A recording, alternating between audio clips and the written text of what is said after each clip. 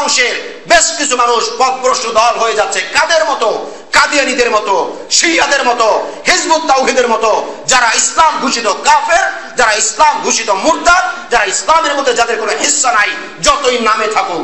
আপনার চেনা জানা বহু জাইদ আলেমকে দেখবেন তারা বলতেছে কাফের, আলেমকে মুরতাদ, আলেমকে ক্ষমতালোভী, আলেমকে বিভিন্ন বদনাম দিয়া উল্টা পাল্টা কথা বলতেছে। ইসলামের স্পষ্ট বিধান, আমি কাফের না হইলে আপনি আমাকে কাফের বললে আপনি কাফের হয়ে যান, হয় কিনা? এইগুলো ফিরানোর জন্যই গত 3-4 মাস ধরে লড়াই করে গেছিলাম তাদের পক্ষে। আলেমদেরকে বুড়ি আঙ্গুল দেখাইয়া, আলেমদের সাথে পাল্লা দিয়া কেউ ইসলামের নামে অন্য কিছু করবে, ইটস ইম্পসিবল, কোনদিন সম্ভব না। এই জমিনে অন্তত সম্ভব হবে না, হবে না, হবে না। সাদ সাহেব কি ফেরেশতা? ফেরেশতা ভুল করতে পারে কিনা? খালি ভুল করতে পারে না, ভুল করছে, খালি করে নাই, ভুলের উপরে আছে, খালি আছে না, সারা দুনিয়ার সব জাইদ আলেমদের সাথে টক্কর দিয়া বেশ কিছু মানুষকে পথভ্রষ্ট বানাইয়া জাহান্নামের লাইনে নিয়ে যাইতেছে। জোরে কান নাউজুবিল্লাহ। ভাগ হয়ে যাচ্ছে চোখের সামনে। কিন্তু আফসোসের ব্যাপার কি জানেন? ইলমের মধ্যে থাইকা, আমলের মধ্যে থাইকা, মানে ইসলামের এত কাছাকাছি থেকে পথভ্রষ্ট হইছে দল, এটা আমার খুব একটা চোখে পড়ে নাই। বুঝেন যে আমি কি পরিমাণ রিস্কের মধ্যে গিয়ে তাদের উপকার করছি, আর তারা এখন আমাকে যে পরিমাণ সবল দিতেছে, আর এই প্রতিষ্ঠানকে যে পরিমাণ সবল দিতেছে, আমি অবাক হয়ে গেলাম যে মানুষ এত নেমো খারাপ কিভাবে হয়। তারা আলেমদেরকে টক্কর দিয়া, টেক্কা দিয়া, আলেমদের কথাকে উল্টা ব্যাখ্যা করিয়া, মিথ্যা বলে আলেমদের নামে এরপর তারা একের পর এক কার্যক্রম চালায়া যাচ্ছে। আচ্ছা আপনি আমাকে বলেন, এই যে বাংলাদেশের 4 জন খুন হইল, এত ঝামেলা চলতেছে, এলাকায় এলাকায় দ্বন্দ্ব চলতেছে, এই বিষয়গুলো কি সাদ সাহেব জানে না? কথা বলেন, জানে না? তারপরে সে পথ ছাড়ে নাই কেন?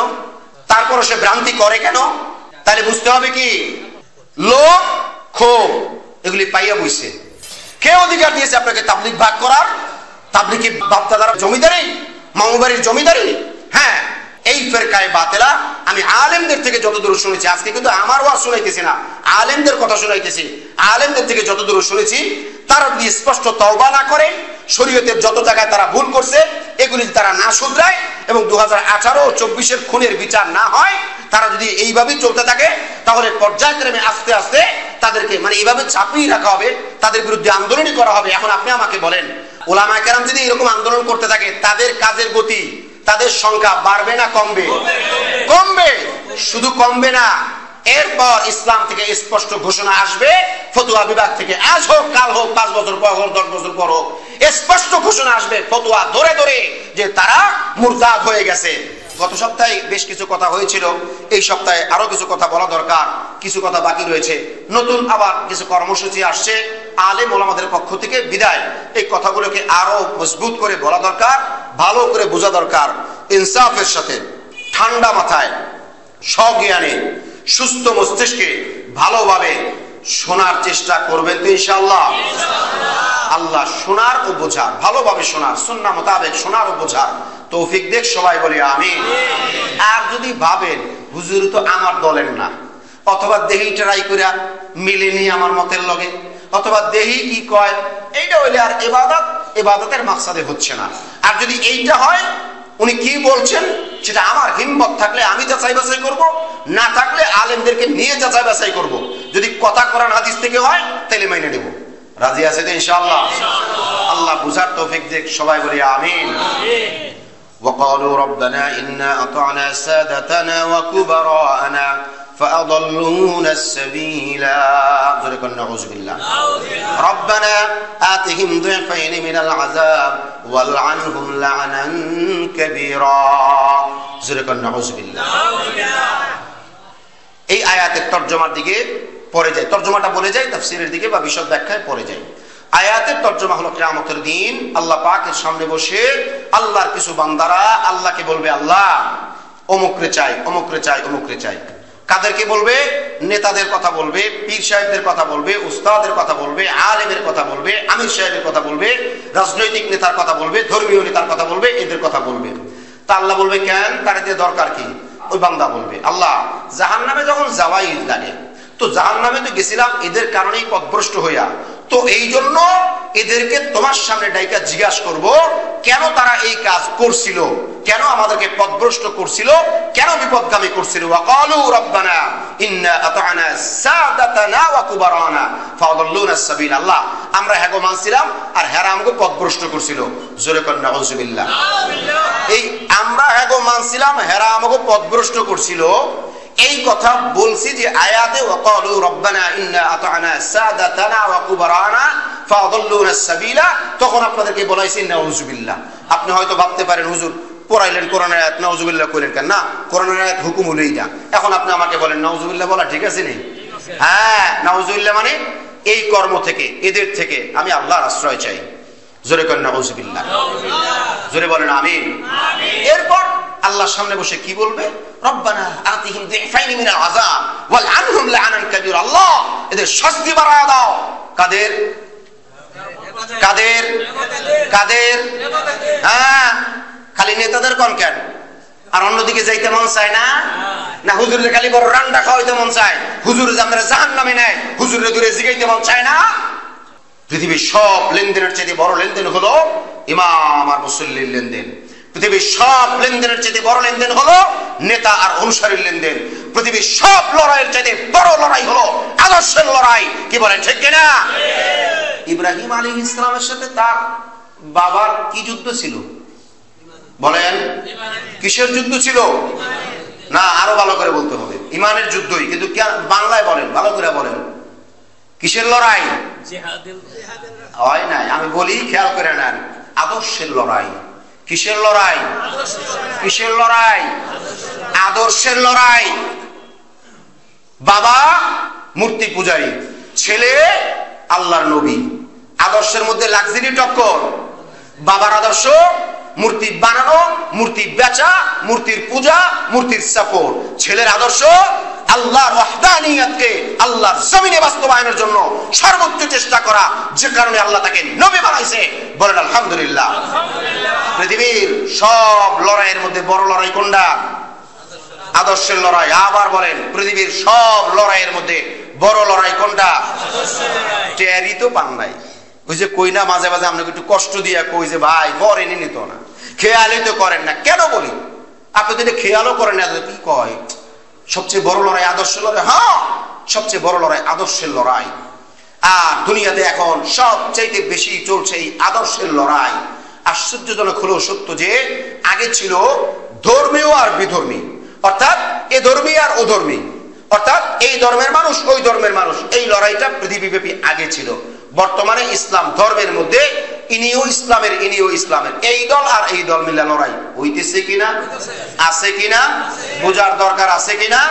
কিয়ামতের দিন আল্লাহর সামনে বসে এই অনুসারীরা যারা বিপদগামী হয়েছে, আপনি আর আমি না, অথবা আপনি আমি বাদও না, মানে যারা বিপদগামী হয়েছে বা হবে, তারা আল্লাহর দরবারে বলবে, আল্লাহ আমার নেতারে চাই, আমার পীরেরে চাই, আমার আমিরেরে চাই, আমার বড় হুজুরে চাই, আমার বড় ভাইরে চাই, মানে যারা আমাদেরকে পথভ্রষ্ট করেছে।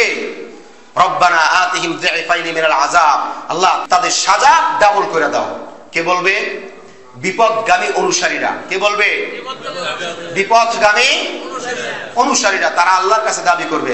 এখন আপনি আমাকে বলেন, এদের দাবির কারণে আল্লাহ তো এদেরকে ডাবল শাস্তি দিবে নাকি? কন কেউ কয় জি, কেউ কয় না। নিমকন্ডা কন হ্যাঁ, এটার নাম ক্লাস।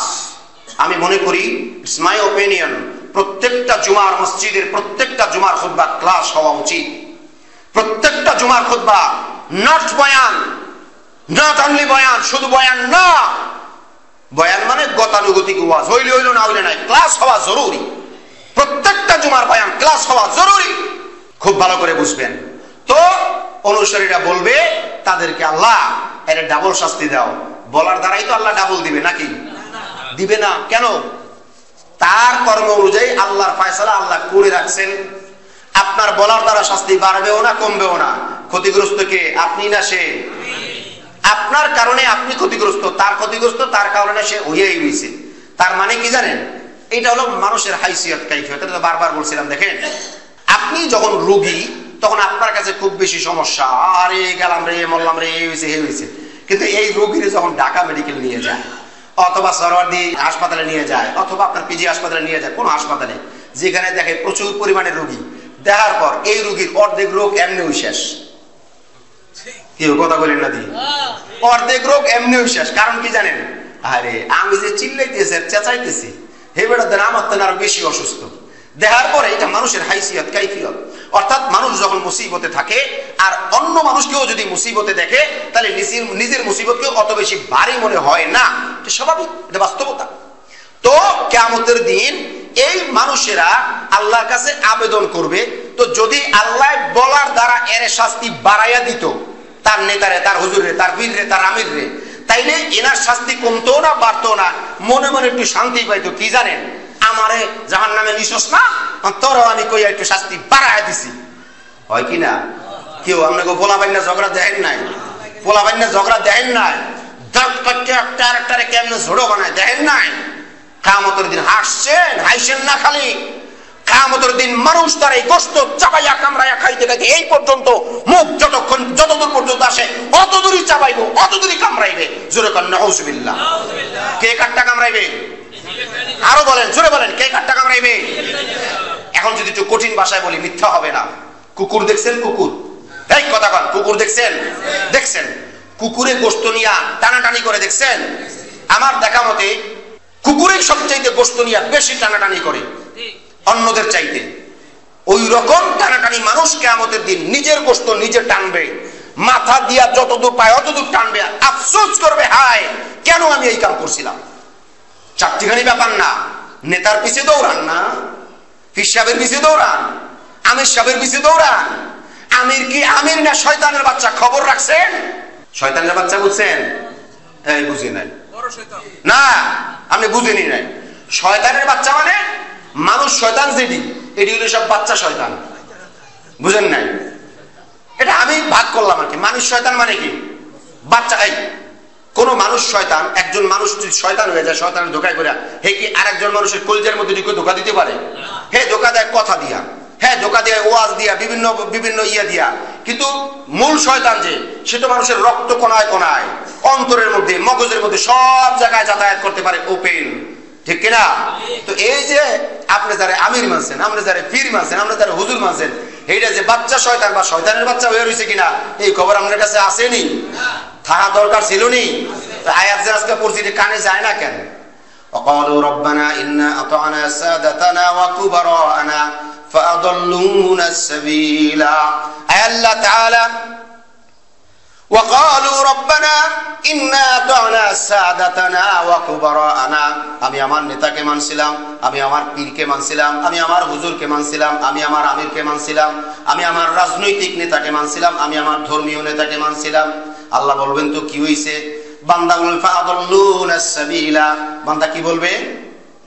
কোন কেউ পারেন না, হাফেজরা তো পারেন। বান্দা বলবে ফাআদাল্লুনা সাবিলা, তারা আমাদেরকে পথভ্রষ্ট করেছিল, আমার নেতা আমাকে পথভ্রষ্ট করেছিল। এই রাজনৈতিক নেতা পথভ্রষ্ট করে, এইটা বোঝার জন্য রকেট সায়েন্স লাগে? রাজনৈতিক নেতাও গাঞ্জা খায়, অনুসারীরাও গাঞ্জা খাওয়ার ব্যবস্থা করে দেয়, গাঞ্জার লেগে টাকাই দিয়ে দেয়, এই তোর এটা গাঞ্জার লাগিয়ে দিলাম, কথা কয় না? আরো দুনিয়ার যত আকাম কুকাম করার জন্য আলাদা সেক্টর দিয়ে দেয়, দেয় কিনা? ওইদিকে না গেলাম, ওইটা তো সবাই জানি, এটার জন্য রকেট সায়েন্স লাগে না। কিন্তু আলেমও যে মানুষকে পথভ্রষ্ট করে, এটা বোঝার দরকার আছে কি নাই? এটার জন্য রকেট সায়েন্স লাগে না, খালি আয়াতের দিকে তাকাইলেই হয়, হাদিসের দিকে তাকাইলেই হয়, তাকাইলেই হয়। আসেন সামনে যাই। তো কিয়ামতের দিন আল্লাহর সামনে মানুষ যখন এই তর্ক করবে, ঝগড়া করবে, আবেগ দেখাইবে, আবেদন করবে, তখন আল্লাহ বলবেন কেন? বলবে আমাদেরকে পথভ্রষ্ট করছিল। এরপর বলবে কি কইতে চাস? তখন বান্দা বলবে রব্বানা আতিহিম দিফাইনি মিনাল আযাব ওয়া আনহুম লা'নান কাবীরা, তার শাস্তি বাড়ায় দাও, ডাবল করে দাও, তার উপরে বেশি অভিসম্পাত করো। কিন্তু দুঃখের ব্যাপার হলো এই অনুসারী বা অনুসারীদের কথায় জররা পরিমাণ তার শাস্তি বাড়বে না বা কমবে না, অথচ ইনি ক্ষতিগ্রস্ত। জোরে করেন নাউজুবিল্লাহ। এই আয়াতের তরজমা ক্লিয়ার? এবার চলেন সামনে যাই। গত সপ্তাহে এবং তার আগের সপ্তাহে, 2 সপ্তাহে বলেছিলাম ইন্নামাল মুমিনুনা আল্লাযীনা ইযা যুকিরাল্লাহ ওয়াজিলাত কুলুবুহুম ওয়া ইযা তুলিয়াত আলাইহিম আয়াতুহু যাতাতুহুম ঈমানা ওয়া আলা রাব্বিহিম ইয়াতাওয়াক্কালুন। লম্বা আয়াত, কয়েকটা আয়াত, সেদিকে যাচ্ছি না। বলছিলাম মুমিনের পরিচয় দিতে গিয়ে আল্লাহ এখানে 5টা গুণের কথা বলছেন। এই আয়াতে 3টা, পরের আয়াতে 2টা। এরপরে আল্লাহ পুরস্কার দিবেন, মুমিনের সার্টিফিকেট দিবেন, বিভিন্ন ব্যাপার। ওই লম্বা ওয়াজে যাচ্ছি না, শুধু বিষয়টা বোঝার জন্য। সেখানে বলছিলাম কি, আল্লাহ পাক আল্লাহর বান্দাকে বলে দেয় আয়াতের মাধ্যমে। মুমিন তারা কারা? যারা আল্লাহর নাম শুনলেই অন্তরের মধ্যে কম্পন সৃষ্টি হয়ে যায়, তারা মুমিন। কোন আলহামদুলিল্লাহ।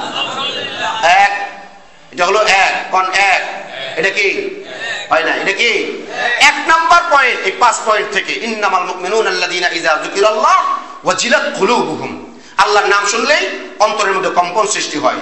এরপরে দ্বিতীয় গুণ কি, ওয়া ইযা তুলিয়াত আলাইহিম আয়াতুহু যাদাতহুম ঈমানা, আল্লাহর কোরআনের আয়াত শুনলে, তেলাওয়াত শুনলে তার ঈমান বৃদ্ধি পায়। বলেন আলহামদুলিল্লাহ। 3 নাম্বার গুণ, ওয়া আলা রাব্বিহিম ইয়াতাওয়াক্কালুন, সর্ব অবস্থায় ভরসা করে কার উপরে? সর্ব অবস্থায় ভরসা করে কার উপরে? এজন্যই তো আলহামদুলিল্লাহ সুম্মা আলহামদুলিল্লাহ কত মানুষকে দেখি, কম সংখ্যায় কম, কিন্তু দেখি ভাই কেমন আছেন, সুন্দর করে শোনায় দেয় আলহামদুলিল্লাহ আলা কুল্লি হাল। কোন আলহামদুলিল্লাহ। আমনেরও জিগাইলে আমারও জিগাইলে কয় ভাই কেমন আছেন, আছি আছি, আর কইও না মরে গেলাম, ও শেষ হয়ে গেছে লাগে, এখনই মরতাছে। জোরে কর নাউজুবিল্লাহ। মানে একবারে শেষ হয়ে গেছে। এরপর যদি আলহামদুলিল্লাহ কয়, তাও জাজারি মেয়েরা কেমন আছেন, হ্যাঁ আলহামদুলিল্লাহ। কেন? আলহামদুলিল্লাহ বলার জন্য দিলের মধ্যে একটা নার্মি চলে আসবে, একটা ভাব চলে আসবে। যদি সম্ভব হয় তাহলে বড় করে বলতে হবে আলহামদুলিল্লাহ আলা কুল্লি হাল। যদি এটা আরবি না পারে, বাংলায় তার তর্জমাটা বলে দিবে, বা এইভাবে বলবে, ভাই আল্লাহ যে অবস্থায় রাখছে সর্ব অবস্থায় আল্লাহ শুকরিয়া আদায় করি, আলহামদুলিল্লাহ ভালো আছি। বলা যায় না? কন্যা বলা যায় না? আলহামদুলিল্লাহ বললেও শুকরিয়া আদায় হয়। আলহামদুলিল্লাহ আলা কুল্লি হাল বললে আল্লাহর জমিন থেকে আসমান পর্যন্ত পুরো আরশ খুশি হয়ে যায়। বলেন আলহামদুলিল্লাহ। আলহামদুলিল্লাহ বললেও শুকরিয়া আদায় হয়ে যায়। আর আলহামদুলিল্লাহ রাব্বিল আলামিন বললে तमाम মাখলুকাত সহ সবাই খুশি হয়ে যায়। বলেন আলহামদুলিল্লাহ। বলবেন তো ইনশাআল্লাহ। এবার আসেন আমরা একটু সেই দিকে যাই। এই 2টা আয়াতের তরজমা মাথায় রাখি। এবার আমরা সামনে যাই। চোখের সামনেই কিছু মানুষ, পথভ্রষ্ট একটা দল উদ্ভাবিত হতে যাচ্ছে, নতুন দল তৈরি হতে যাচ্ছে। কিছু কইলেন না কেন? এটার জন্য আপনাদের কৈফিয়ত তলব করা উচিত। চোখের সামনেই কিছু মানুষ পথভ্রষ্ট হয়ে যাচ্ছে। জোরে কইতে হবে নাউজুবিল্লাহ। আপনার সাথে মজা নিতেছি না, আপনার সাথে মুজাকারা করতেছি। আগের কথা রিপিট করতেছি, তাকরার করতেছি। আমরা ছাত্র জমানায় যখন কিতাব বিভাগে পড়তাম, হিফজখানায় তো হইছেই বারবার, তো হিফজখানায় তাকরারের পরিভাষাটা কম, কিন্তু কিতাবখানায় তাকরারের পরিভাষা আছে, ছাত্ররা বলতে পারবে। আমরা বেশিরভাগ, এমন কোনো দিন নাই যদি ক্লাস থাকতো, মানে মাদ্রাসা খোলা থাকতো, মাদ্রাসা বন্ধ থাকলেও মাঝে মাঝে আমরা এটা করতাম যারা থাকতো। তো মাদ্রাসা খোলা থাকলে মাগরিবের পর থেকে রাত্রে ঘুমানোর আগ পর্যন্ত পুরা টাইম হলো কিতাব বিভাগে তাকরার তাকরার তাকরার, বেশিরভাগই তাকরার তাকরার। তাকরার মানে কি? আপনি বলবেন আমি শুনবো, আমি বলবো আপনি শুনবেন, এটা নাম হলো তাকরার। তো এই কথা না জানে কে? সবাই জানে। এরপর আপনার সাথে কেন বলতেছি তাকরার? কেন বলতেছি? কোন কথা কইতে হবে? কেন বলতেছি তাকরার? তাকরারের দরকার কি? বলেন তাকরারের দরকার কি? বুঝানো। আর কি? আমি বুঝামু, আপনি বুঝবেন, ঘরে যাবেন, থুয়ে দিবেন সিন্ধুকে নাকি পকেটে, না ভুলে যাবেন, মগজের এক কোণে হালাই দিবেন, মনেও করবেন না। এই তাকরারের উদ্দেশ্য কি? আমল করা। তাকরারের উদ্দেশ্য কি? আমি এটাও আব্বার কাছে বানাই আনি, এটাও আমি কোরআন থেকেই বলছি। আউযু বিল্লাহি মিনাশ শাইতানির রাজীম ওয়া যাক্কির ফাইন্নায যিকরা তানফাউল মুমিনিন। কোন আলহামদুলিল্লাহ। আল্লাহ রাব্বুল আলামিন বলেন, ও দুনিয়ার মানুষেরা, তোমরা মানুষদেরকে বুঝাও, তোমরা মানুষদেরকে বলো, ওয়াজাক্কির, ওয়াজ করো, বলো, নসিহা করো, তালিম দাও, মুজাকারা করো, তাকরার করো, বলতেই থাকো, বলতেই থাকো। কেন? ওয়াজাক্কির ফাইন্নায যিকরা তানফাউল মুমিনিন, তোমার এই বলা, তোমার এই তাকরার, তোমার এই ওয়াজ, তোমার এই আলোচনা, তোমার এই নসিহা মুমিনদেরকে ফায়দা দিবে। বলেন আলহামদুলিল্লাহ। কি দিবে? কি দিবে? আল্লাহ বুঝার তৌফিক দেখ, সবাই বলি আমিন। চোখের সামনেই কিছু মানুষ পথভ্রষ্ট হয়ে যাচ্ছে। জোরে কর নাউজুবিল্লাহ। যদি বলতাম চোখের সামনেই আপনার ছেলেটা নদীতে বইরা মারা যাচ্ছে, কিছু কইতেন না, চুপ করে বইয়া থাকতেন নাকি? তাহলে কারি সাহেবের মতো অবস্থা হয়েছে। কি অবস্থা? গল্প। তারপর কি? ছাত্ররে কারি সাহেব কিরাত পড়াইতেছে। তো ছাত্ররে কিরাত পড়াইলে কিরাতের বিভাগের সিস্টেমটাই হলো টানা আর টানা, খালি টান আর টান। বুঝছেননি? বুঝেননি? বুঝছেননি? কিরাত বিভাগের কাম কি? টাইনা করা, লম্বা লম্বা টান। মানে কিরাত বিভাগে পড়লে পোলাপান যখন টাইনা করার অভ্যাস হয় তখন কথাও টাইনা টাইনা কয়। কি কয়? এ আব্দুল্লাহ আমার এই গ্লাসটা দে। বুঝেন নাই? মজা করে টাইনা টাইনা কয়, কেরাতের সুরে কয়। এই জন্য আমরা মাঝে মাঝে বলি এই কেরাতের সুরে চলতেছ, মানে ধীরে আস্তে চলতেছ, এই অবস্থা। তো উস্তাদের পোলা পানিতে পড়ছে, ছাত্র এক হইতেছে, হুজুর রে এত টানুস্কা কি কবি ক, আপনার ছেলে পানিতে পড়েছে। আরে ব্যাক করে এতক্ষণ দেরি করে কস, এত সময় লাগায় কস। হুজুর আমি তো কিরাত বিভাগের ছাত্র। এখন আপনি কন হুজুরের পোলা পানিতে পড়ছে, এটা কি 10 মিনিট বইয়ে কথা? এই নাকি কিরাত বিভাগের কাম? এই না কামটা কি? আরে দৌড়তে হুজুর আপনার পোলা পানিতে পড়ছে, এই না কাম? কথা কয় না নাকি? এই না কাম? তাই কিরাত পড়ে কি লাভ হয়েছে না লস হয়েছে? কথা কন। তা আপনাকে আমরা কি করাইতেছি, কি বুঝাইতেছি? আমি শব্দ উচ্চারণ করছি কি, আমি আবার রিপিট করতেছি। চোখের সামনে কিছু মানুষ পথভ্রষ্ট হয়ে যাচ্ছে, ফিরকায়ে বাতিলা হচ্ছে, আপনি কোনো কথাই কইতে পারতেছেন না। মানে আপনি শরীরের সমস্ত শক্তি দিয়ে বলবেন নাউজুবিল্লাহ। এই পথভ্রষ্ট হওয়া মানে বুঝেন, যদি এরপর হেদায়েতে না আসে, হেদায়েত না হয় আর ওই অবস্থায় মারা যায়, স্পষ্ট জাহান্নাম। ডোনাল্ড ট্রাম্প যেমন জাহান্নাম, এখনো বলা যাবে না জাহান্নাম। কেন? জীবিত আছে তো, ঈমান তো গ্রহণ কইরা পালাইতে পারে, অতএব এখনো বলা যাবে না। কিন্তু কোন কাফের মুশরিক যদি বেঈমান অবস্থায় মারা যায়, সারা দুনিয়া মিলেও যারা পরিমাণ সুপারিশের কোনো সুযোগ নাই। ঠিক ওই কাফের যে হাল, এই মুসলমান পথভ্রষ্টের একই হাল। জোরে কর নাউজুবিল্লাহ। আমি আবারও রিপিট করতেছি, বুঝবেন তারপরে জবাব দিবেন। চোখের সামনেই কিছু মানুষ স্পষ্ট পথভ্রষ্ট হতে যাচ্ছে। জোরে কর নাউজুবিল্লাহ। এইবার এটার দলিল দিতে গিয়ে আমি যে বয়ান বানাই আনছিলাম সেদিকে আমি যাইতে পারবো না, ঘড়ি আমাকে যাইতে দিবে না। এই জন্য আমার বয়ান যেটা আছে এইটা সামনে থাক, পরবর্তীতে ইনশাআল্লাহ আলোচনা হবে। শুধুমাত্র আজকে নারায়ণগঞ্জের উলামায়ে কেরামের সিদ্ধান্ত মোতাবেক আপনাদেরকে বিষয়টা জানাই দেব।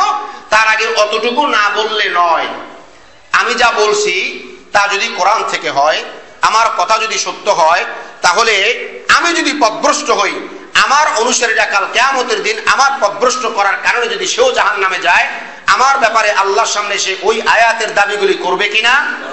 আল্লাহ আমার হুজুররে চাই, আমার খতিবরে চাই। কেন?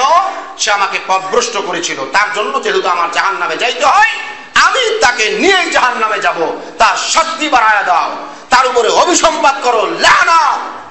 রব্বানা আতিহিম দি'ফাইন মিনাল আযাব ওয়া আনহুম লানান কাবীরা। শুধু অভিসম্পাত না, বড় অভিসম্পাত করো। এটা আমার অনুসারী বলবে কিনা? যদি আমার অনুসারী বলে, তাহলে সাদ সাহেবের অনুসারী বলবে কিনা? বলবে কিনা? কষ্ট লাগছে নাকি চুপ বড় হয়ে গেছে? কিছু কিছু মানুষ আছে কথা বলার সময় চুপ বড় হয়ে যায়, এটা দোষ না, গুরুত্বের কারণে বুঝাচ্ছি আপনাকে। সাদ সাহেব কি ফেরেশতা? ফেরেশতা ভুল করতে পারে কিনা? খালি ভুল করতে পারে না, ভুল করছে, খালি করে নাই, ভুলের উপরে আছে। খালি আছে না, সারা দুনিয়ার সব জাহিদ আলেমদের সাথে টক্কর দিয়া বেশ কিছু মানুষকে পথভ্রষ্ট বানাইয়া জাহান্নামের লাইনে নিয়ে যাইতেছে। জোরে কান নাউজুবিল্লাহ। ডকুমেন্ট কি? ডকুমেন্ট নেটে গেলে দেখবেন। ডকুমেন্ট কি? ডকুমেন্ট ওই ফেরকার কাউকে নিয়ে বসলে দেখবেন। ডকুমেন্ট কি? না মানবে কোরআন, না মানবে হাদিস, শুধু যুক্তি আর তর্ক দিয়া তারা তাদের ফেরকাকে এস্টাবলিশ করার জন্য, বাতিল ফেরকা বানানোর জন্য সর্বোচ্চ চেষ্টা তারা করে যাচ্ছে। জোরে কর নাউজুবিল্লাহ। আমি বলছি কি, বাতিল ফেরকা হয়ে গেছে না হওয়ার পথে? আজকে এই কথা রেকর্ড হচ্ছে, আপনি গিয়া লেখা রাখবেন যদি পারেন, কষ্ট করে তারিখ দিয়া সাদা কাগজে, আজকের তারিখ দিয়া, মসজিদের নাম দিয়া, সময় দিয়া, আমি খতিবের নাম দিয়া, প্রয়োজনে কমিটির নাম দিয়া, স্পষ্ট তারিখ দিয়া লেখা রাখবেন। এই খতিব এই সময়ে সাদ সাহেবের অনুসারী, ইতাআতি সম্প্রদায়ের লোক বা ইতাআতি দলের লোক বা ইতাআতি মাসলাকের লোকদেরকে বলছিল, তারা যদি হেদায়েত না হয়, তাহলে অল্প কয়েক বছরের মধ্যেই তারা হিজবুত তাওহীদের মতো, তারা শিয়া কাফেরদের মতো তারাও বাতিল হতে যাচ্ছে। জোরে কর নাউজুবিল্লাহ। আমি বলছি কি, হইছে না হইতে যাইতেছে? যাইতেছে। যাইতেছে দলিল আপনার এলাকা থেকে একটা দিব। কিভাবে দিব সেই জন্য কাগজটা আমার পড়া দরকার, খুব ভালো করে বুঝবেন। কথা কিন্তু আমার আব্বার বানানো কথা বলি না, গত সপ্তাহে বলছিলাম, জোর দিয়া বলছিলাম চেয়ারবাড়ি মসজিদটা ছোট, দায়িত্বটা কিন্তু অনেক বড়, কারণ আপনাকে এই মসজিদটা কিন্তু অনেক পুরনো মসজিদ। কেউ কথা বলেন না দিয়ে সবাই নিজের দ্বারে বড় করে আপনারা কন না কেন? পুরান ঢাকার পোলাপানে মস্তানির একটা ধারা আছে, মানে মস্তানি বলতে ওইরকম মস্তানি না, পোলাপান মানুষ কোনো ঝগড়া হামোকে ভাল লাগে হামোকে সাথ বাজি করতা হ্যাঁ কা ইতনা তাকত है उसका, বুঝেন নাই? আমার মহল্লা ভাই আমার লাগে মস্তানি, এত বড় সাহস, বুঝেন নাই? তো আপনার মসজিদে আপনি বড় বলবেন না, মানে এই মসজিদ থেকে গিয়ে আরো অনেকগুলো মসজিদ হয়েছে, গন্ডগোল করে হয় নাই, এলাকার ভাগে ওনারা আলাদা করছেন, দূরে আসতে কষ্ট হয়, তাহলে এই মসজিদ পুরনো, এই মসজিদের ঐতিহ্য আপনি স্বীকার করবেন না, মানে বলেন আলহামদুলিল্লাহ। অহংকার গর্ব কইরা নাকি শুকরিয়া দান? জোরে বলেন। আল্লাহ কবুল করুক, সবাই বলে আমিন। আমি এই কাগজটা পড়বো, এখান থেকে একটা দলিল দিব, আর কিছু দলিল আমার কথা থেকে দিব, খুব ভালো করে বোঝার চেষ্টা করবেন। কাগজটা পড়ার পরে আমার বাকি কথা আমি বলবো। আমি আগেই বলছিলাম কি, চোখের সামনে কিছু মানুষ ফেরকায়ে বাতিলা পথভ্রষ্ট হয়ে যাচ্ছে। পথভ্রষ্ট দল আর ফেরকায়ে বাতিলা একই শব্দ। ফেরকায়ে বাতিলা হলো আরবি শব্দ, উর্দু হিন্দিতেও ব্যবহার হয়, আর বাংলায় হলো পথভ্রষ্ট দল। আর ওই যে বলছি ইতাআতি সম্প্রদায়, সম্প্রদায় মানে কি কোন? মাসলাক, প্ল্যাটফর্ম, দল, গ্রুপ, এটা দোষের কিছু না। সম্প্রদায়, আমরা হুজুর সম্প্রদায়, ওনারা স্যার সম্প্রদায়, এরা উকিল সম্প্রদায়, দোষের কিছু না, এটা সম্প্রদায়। তো ভাগ হয়ে যাচ্ছে চোখের সামনে, কিন্তু আফসোসের ব্যাপার কি জানেন? ইলমের মধ্যে থাইকা, আমলের মধ্যে থাইকা, মানে ইসলামের এত কাছাকাছি থেকে পথভ্রষ্ট হয়েছে দল, এটা আমার খুব একটা চোখে পড়ে নাই, এই জন্য খুব বেশি কষ্ট লাগে। আলেমের ফলা যদি জালেম হয়, কষ্ট একটু বেশি লাগার কথা কিনা? কথা বলবেন। মসজিদের মধ্যে থাইকা যদি পথভ্রষ্ট হয়, কষ্ট একটু বেশি লাগার কথা কিনা? আমি তাদেরকে নিয়ে 3 মাসের বেশি, প্রায় 4 মাসের বেশি কাজ করতেছি। অতএব আমার চাইতে বাংলাদেশে জানেন না কোন বেটা, এটা আমার লাগে বইলে তারপর টের পাইবেন যে আমি কদ্দুর জানি আর হ্যাঁ কদ্দুর জানে, যে কোনো দলের যে কোনো আলেম। হ্যাঁ, বড়দের ব্যাপার ভিন্ন, মাঠ পর্যায়ে আমাদের লেভেলে আমার চাইতে বেশি জানেন না নাই, ওই আলোচনাগুলি পরে করব। তাদের জন্য আমি কি করছি, আমার প্রজেক্ট দিয়ে আমি কি করাইছি, তাদের জন্য জান দিয়া মরণপণ লড়াই করে গেছি, পুরা সারা জীবনের অর্জন এটা বাতিলের মধ্যে। আপনারা জিজ্ঞেস করি, এই পাশের মসজিদে মাওলানা ফরিদ সাহেব হাফিজাউল্লাহ বড় আলেম, মুফতি আবুল হাসানাত সাহেব বড় আলেম, এনারা এই বাজার মসজিদে যারা আছে এনারা যদি আমাকে বলে এই লোকটা পথভ্রষ্ট হয়ে গেছে, এটা আমার সারা জীবনের অর্জন, ধ্বংস হয়েছে না ভালো হয়েছে? তাইলে বুঝেন যে আমি কি পরিমাণ রিস্কের মধ্যে গিয়ে তাদের উপকার করছি, আর তারা এখন আমাকে যে পরিমাণ সবল দিতেছে, আর এই প্রতিষ্ঠানকে যে পরিমাণ সবল দিতেছে, আমি অবাক হয়ে গেলাম যে মানুষ এত নেমো খারাম কিভাবে হয়। ওই আলোচনা আপনাদের সাথে পরে করব। আমি যেটা বলছিলাম যে চোখের সামনে থেকে কিছু মানুষ কিভাবে পথভ্রষ্ট হয়ে যায়, আজকের এই প্রোগ্রাম শুনবেন, এখান থেকে বুঝবেন। একটা দলিল এখান থেকে দিব, আর একটা দলিল অন্য দিক থেকে দিব, এরপর ইনশাআল্লাহ আলোচনা শেষ। বিষয়টাকে একটু ভালো করে বোঝার চেষ্টা করবেন। এটা হলো এলান। এটা এলান মানে এখানকার ওলামায়ে কেরাম যে সিদ্ধান্ত নিয়েছে। আমি তো এখানে মনে করেন সিস্টেমেটিক থাকি না, আমি থাকি দূরে, এখানে শুধু জুমার জন্য আসি, বাস এতটুকুই। তো অনেক সময় ওনাদের সিদ্ধান্তের মধ্যে আমি থাকতে পারি না বা থাকি না, হয়তো বিশেষ কোনো মাজলিস হইলে আমি আসি, নরমালি আমি থাকি না, ওনারা ওনাদের মতো করে করেন। তাই এটা এলান, একটা আমার বয়ান বোঝার জন্য, আর একটা হলো কার্যক্রম বোঝার জন্য। আসসালামু আলাইকুম ওয়া রাহমাতুল্লাহ। মাশাআল্লাহ, আমার মন খুশি হয়ে গেছে। আমি বুঝি না যে আপনারা এত মানুষ উত্তর দিবেন, এটা কিন্তু 1-2 জন উত্তর দিলে হয়ে যেত, কিন্তু আমরা সওয়াব সবাই পাইছি, বলেন আলহামদুলিল্লাহ। সম্মানিত খতিব সাহেব / ইমাম সাহেব, মানে খতিব অথবা ইমাম বা একজন ইমাম খতিব যদি হয়, তোমার আমার কাছে 2 জন, আমি খতিবের পদে আছি, হুজুর ইমামের পদে আছে, এরকম যারা ইমাম বা খতিব যে বলবে সে তাকে খেতাব করে বলা হয়েছে। আপনাদের সদয় অবগতির জন্য জানানো যাচ্ছে যে নারায়ণগঞ্জ জেলার শীর্ষ ওলামা মাশায়েখ ও তাবলীগের জিম্মাদার সাথীদের পরামর্শক্রমে 2টি কর্মসূচি সিদ্ধান্ত নেওয়া হয়েছে বা নেওয়া হয়। কাদের সিদ্ধান্ত? নারায়ণগঞ্জের ওলামায়ে কেরাম। আর কারা? নারায়ণগঞ্জের তাবলীগের সাথীরা। আমি কি বুঝাইতে পারছি? কথা ক্লিয়ার? এরা এই 2 গ্রুপ বা 2 দল, এরা মিলা, তার মানে ওলামায়ে কেরাম একটা দল বা একটা গ্রুপ, আর তাবলীগের মুরব্বীরা একটা গ্রুপ। কারা? নারায়ণগঞ্জের এরা সবাই, এনারা মিলা। এনারা কি করছেন? প্রথমত গত 18ই ডিসেম্বর 2024 ভোর 3টায় ঘুমন্ত তাহাজ্জুদরত ইবাদতরত সাথীদের উপরে নৃশংসভাবে হত্যাকারী সাদিয়ানি সন্ত্রাসীদের দ্রুত গ্রেফতার ও বিচারের দাবিতে আগামী 10ই জানুয়ারি, মানে আজকে আগামী 10ই জানুয়ারি 2025 ইংরেজি রোজ শুক্রবার বাদ জুমা ডিআইটিতে এক বিশাল বিক্ষোভের ডাক দেওয়া হয়েছে। ডিআইটি কোথায়? কোথায়? ডিআইটিতে এক বিশাল বিক্ষোভের ডাক দেওয়া হয়েছে। 2টা কর্মসূচি, তার একটা হলো এইটা। এবার আসেন পরেরটা। দ্বিতীয়ত, ভ্রান্ত পথভ্রষ্ট ও সন্ত্রাসী সাদিয়ানি গোষ্ঠী তাদের মার্কাজের নামে ফতুল্লাহ ইউনিয়নের হাজীগঞ্জ এলাকায় কিছু জমি বায়না করেছে, যেখান থেকে তারা পুরো নারায়ণগঞ্জ তাদের মিশন পরিচালনা করবে। এহেন পরিস্থিতিতে, এটা হলো দ্বিতীয়টা, এহেন পরিস্থিতিতে উলামা মাশায়েখ ও ইমানি ইলমি ফরিজা দায়িত্ব হিসেবে আগামী 17 জানুয়ারি রোজ শুক্রবার বাদ জুমা হাজীগঞ্জের 3 নম্বর মোড়ে এক বিশাল বিক্ষোভ সমাবেশের ডাক দেওয়া হয়েছে। এই 2টা। উক্ত সমাবেশ দয়ে প্রত্যেক মসজিদ থেকে মুসল্লিদের নিয়ে অংশগ্রহণ করার জন্য বিনীতভাবে অনুরোধ করা হলো। নারায়ণগঞ্জ জেলার শীর্ষ ওলামা মাশায়েখ ও তাবলীগের জিম্মাদার সাথীদের পক্ষে হযরত মাওলানা আব্দুল আউয়াল সাহেব, যিনি ডিআইটির সম্মানিত খতিব সাহেব, এবং হযরত মাওলানা আব্দুল কাদি সাহেব দামুদ বরকাতুহুল আলিয়া, ওনারা। এখন আপনি আমাকে বলেন, এই ডিসিশন কি আমার আপনার নাকি এখানকার ওলামায়ে কেরামের?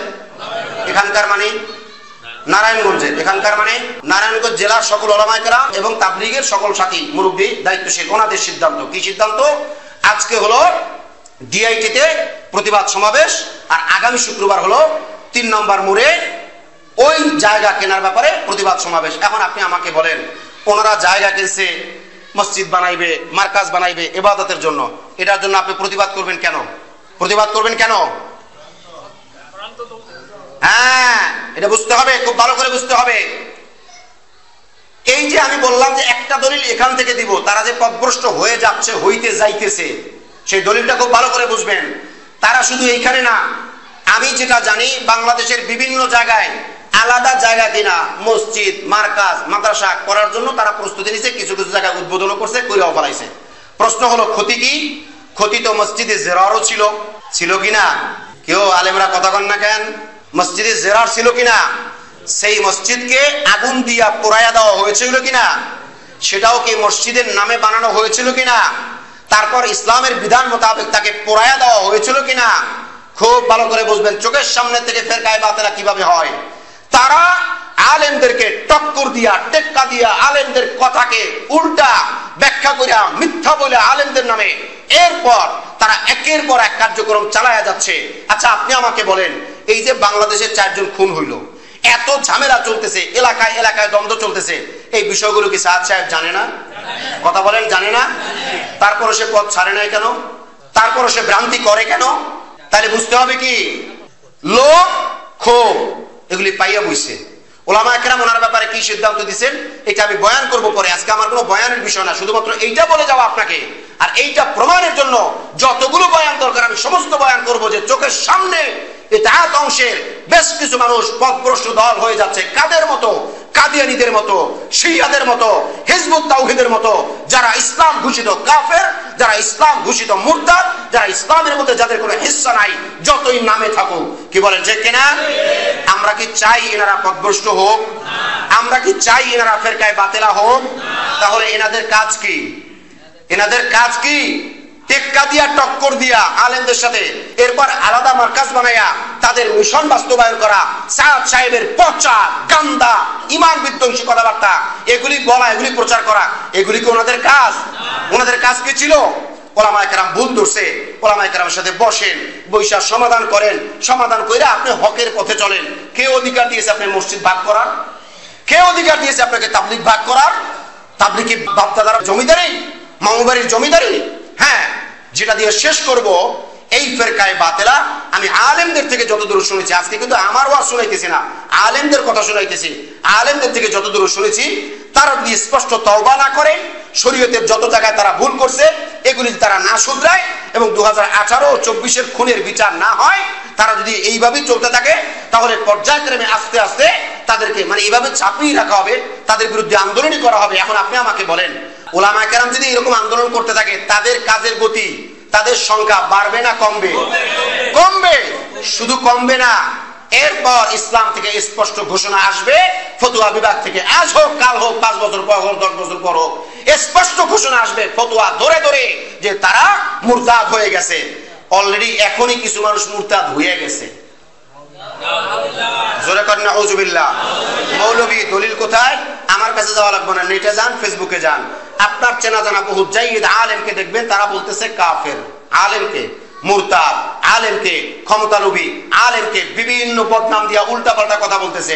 ইসলামের স্পষ্ট বিধান, আমি কাফের না হইলে আপনি আমাকে কাফের বললে আপনি কাফের হয়ে যান, হয় কিনা? এইগুলো ফিরানোর জন্যই গত 3-4 মাস ধরে লড়াই করে গেছিলাম তাদের পক্ষে। সব যাই নাও, সব শুই নাও, সব বুঝাও, তাদের ভুলগুলি দেখাও, না দেখার ভান কইরা আমাদের কিতাবী পরিভাষার কাছে চশম পুষি করা, দেখাও না দেখার ভান করাই অনেক সময় আব্বা মায় বড় ভাই বড়রা গার্জিয়ান উস্তাদ অনেক অন্যায় দেখাও না দেখার ভান করে কিনা? এইভাবে করে গিয়েছিলাম। আজকে তারাই আমারে ওই দেশ গ্রামে একটা কথা কয় না, এই আমার বাচ্চা আমার সাও আমারই কয় মেয়াও, বুঝেন নাই? আমার সাও আমারই কয় মেয়াও, এই সিচুয়েশন চলতেছে। এজন্য আপনারা খুব সাবধান থাকবেন। আজকে এই অগ্রিম কঠিন কথা কেন শুনাই দিলাম? তারা ফেরকায়ে বাতিলা কেন হতে যাচ্ছে? এইভাবে করে তারা জমি কিনে, এইভাবে করে তারা যখন করতে থাকবে, আচ্ছা ওলামায়ে কেরাম যদি এই অবস্থায় থাকে আর তারা যদি এই উল্টা পথে চলতেই থাকে, আপনি কি মনে করেন তাদেরকে টঙ্গী ইজতেমায় সুযোগ দেওয়া হবে? আপনি কি মনে করেন কাকরাইলে সুযোগ দেওয়া হবে? এবার আপনাকে বলি, তাদের মধ্য থেকে এই কথাগুলো কিন্তু পাবলিক প্লেসে আমি বলতে চাই না, কিন্তু বলতে বাধ্য হচ্ছি, তারাও প্রিপারেশন নিতেছে। আমরা তো টঙ্গীর মতো জায়গা পামই না, আমগো তো কাকরাইলের জায়গা দিবই না, তো আমরা টঙ্গীরও বিকল্প করুম, কাকরাইলেরও বিকল্প করুম। শরীরের সমস্ত শক্তি দিয়া বলেন নাউজুবিল্লাহ। এই 3টা দলিল দিলাম। 1 নাম্বার দলিল, নারায়ণগঞ্জে যে জমি কেনা হয়েছে, যেখানে তারা ফেরকায়ে বাতিলা, বাতিল ধর্ম হিসেবে, বাতিল দল হিসেবে, বাতিল ফেরকা হিসেবে ইসলামের নামে কার্যক্রম চালাইতে যাবে, এগুলির একটা দলিল এই কাগজের মধ্য থেকে। আর একটা হলো আমার জানা মতে কয়েকটা মার্কাজ চালু হয়ে গেছে, নেটেও আছে। আর একটা হলো তারা ভিতরগত প্রিপারেশন অলরেডি নিয়ে ফেলাইছে, আমরা আস্তে আস্তে আলাদা হয়েই যাবো, আমরা এদের সাথে থাকুমই না। তো আলাদা হয়ে তুমি কোন ইসলাম চাও, কোন তাবলিগ চাও? আর একটা শেষ কথা বলে দিই, তারা বারবার বলে আমরা মূলধারা মূলধারা, আসলে তারা মূলধারা না ভুলধারা? এই যে ভুলধারা আমি দাবি করছি, নাকি আমি আমার গায়ের জোরে, নাকি আমার সোর্স আছে? সোর্স কি? তারা বলে নিজামুদ্দিনের ইতাআত, নিজামুদ্দিনের ইতাআত হবে নাকি আল্লাহর ইতাআত হবে? একেবারে সোজা বাংলায় আমার উত্তর দিবেন। ইতাআত কি চেয়ারম্যানবাড়ির মসজিদের হবে না আল্লাহর হবে? এখন যদি কয় চেয়ারম্যানবাড়ির ইতাআতই, কথা বলেন।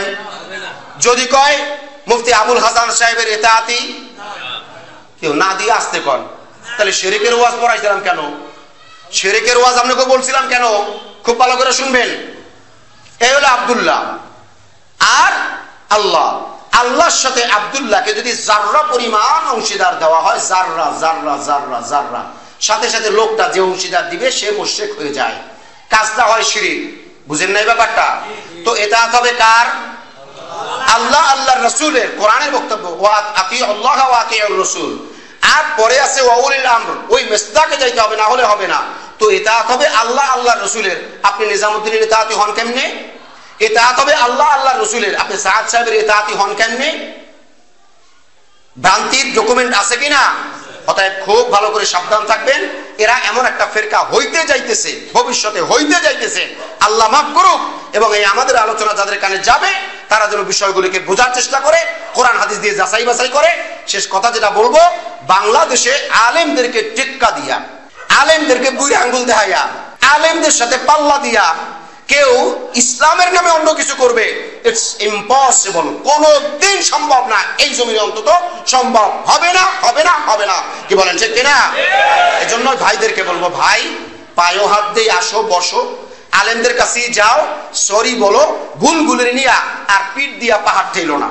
পিঠ দিয়া পাহাড় ঠেলে পাহাড় লড়ানো যায় না, পাহাড় তার জায়গায় থাকে, তোমার পিঠ ছাঁচড়াইয়া যাবে, তুমি মারা যাবা, কিন্তু পাহাড় লড়বে না। অতএব ইসলাম এটা আলেমদের সম্পদ। বলতে চাইছিলাম কিন্তু যাইতে পারি নাই। মা বাবার সম্মানের কথা বলা আছে, আলেমদেরকে সম্মানের কথা বলা আছে, কিন্তু মা বাপকে ইসলামের ওয়ারিস বানায় নাই, ইসলামের জিম্মাদার বানায় নাই। আর আলেমদেরকে ইন্নামাল উলামা ওয়ারাসাতুল আম্বিয়া। অতএব আলেমদেরকে টেক্কা দিয়ে যারা সামনে যাওয়ার চেষ্টা করবে, আপনি ধরে নিয়ে এসে পথভ্রষ্ট হয়ে গেছে, যদি তওবা করে আসে ভালো, না আসলে কপাল পোড়া। আল্লাহ এদের এই ফেরকায়ে বাতিলা হওয়া থেকে, আমি যেটা দাবি করলাম যে হইতে যাইতেছে ডকুমেন্টের ভিত্তিতে, এবং তারা বসলে বসবো, কথা বলবো, সমস্যা নাই, কিন্তু যে দাবি করলাম এই দাবি যেন আল্লাহ মানে এরা যেন বাস্তবায়ন না করে, এরা যেন মানে আর সামনে না যায়। কেন? কিয়ামতের দিন এই সাদ সাহেবের অনুসারীরা কিয়ামতের দিন আল্লাহর সামনে বসে সাদ সাহেবকে ডেকে ডেকে বলবে, আল্লাহ সাদ সাহেবকে জাহান্নামে দাও, আল্লাহ সাদ সাহেবের উপরে ডাবল শাস্তি দাও, আল্লাহ সাদ সাহেব আমাকে পথভ্রষ্ট করেছিল। দলিল ওয়াকালু রব্বানা ইন্না আতা'না সাদাতানা ওয়া কুবারানা ফাদাল্লুনা সাবিলা। আল্লাহ মানছিলাম তো পীর রে, আল্লাহ মানছিলাম তো নেতা রে, আল্লাহ মানছিলাম তো হুজুর রে, আল্লাহ মানছিলাম তো আমির রে, কিন্তু হে তো আমার পথভ্রষ্ট করছে। এই পথভ্রষ্ট করার দ্বারা এই অনুসারীর দাবিতে তার শাস্তি বাড়বে না, কিন্তু সে যে পথভ্রষ্ট সেটার জন্য সে শাস্তি আলাদা পাবে। আপনি পথভ্রষ্ট হয়েই গেছেন। অতএব ব্যক্তিকে শরীয়তের বেশি গুরুত্ব দিয়ে মানার কোনো সুযোগ নাই। ব্যক্তি কি বলছে না বলছে এটা শরীয়তকে যাচাই বাছাই করে শরীয়তে আছে কিনা তারপরে নিতে হবে। এর আগে ব্যক্তিকে বেশি মানা, এটা কি বলে ব্যক্তি পূজা। ইসলামী শরীয়তে আল্লাহকে পূজা ছাড়া, আল্লাহকে মানা ছাড়া, আল্লাহর ইবাদত ছাড়া অন্য কাউকে বিনা শর্তে মানা কোনো সুযোগ নাই। অতএব সাদ সাহেবের ভুল না শুধরানো পর্যন্ত, ঠিক না হওয়া পর্যন্ত তাকে মানা তো দূরের কথা, বরং তার হেদায়েতের জন্য দোয়া করা।